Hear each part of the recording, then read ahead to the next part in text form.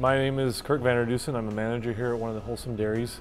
My family's actually been involved in the dairy business in some aspect for over 8 generations, starting back from Holland. As you can see by my model here, we are definitely not the local small mom and pop dairy with a red barn and cows out in the pasture. On a scale this size, it really has turned into a manufacturing and almost a supply chain process. What you see here is our rotary parlor.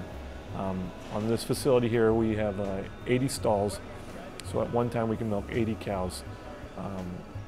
A trip around the rotary takes about 8 minutes per animal, and so there's a lot of things going on, as you can see, while these animals are getting milked. There's about 2 minutes of prep time, so we're removing debris from the animal's udders, getting things prepped and ready for machine attachment to actually start harvesting that milk. Once the machine is attached, the cow is actually only being milked for approximately 4 minutes, 4.5 minutes. During that time, there's a series of automation that's happening with vacuum that's stimulating and simulating milk suckling like from a calf.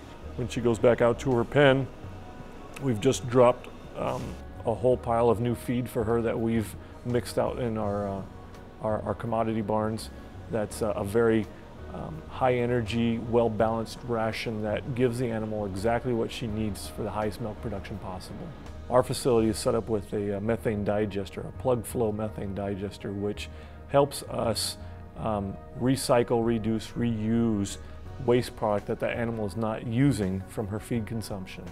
So she's taking in close to 100 pounds of feed every day. She uses what she needs for energy needs and also for milk production, but whatever she doesn't use, she expels out the other end, and I need to do something with that. So we manage that manure, and that's another driving system on my dairy.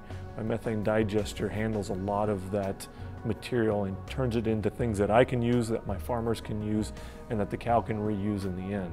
Methane gas is the exact same thing as natural gas, and I'll spark that methane to turn an engine. These large engines in turn run a generator, which creates electricity. So I have converted that methane gas into electricity. And on this facility here at Holsum Dairy, we have approximately 4,300 animals on site.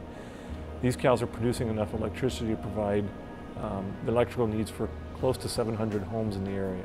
So that helps a lot with the sustainability of things too. It helps keeps me sustainable because I'm not wasting anything and I'm gaining some revenues from some of that waste product.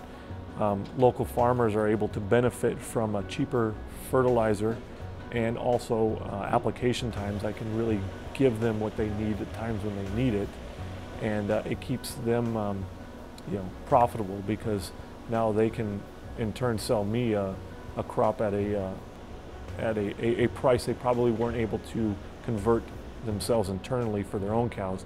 I can pay them a premium for that crop and keep them in business just cash cropping. We have a very small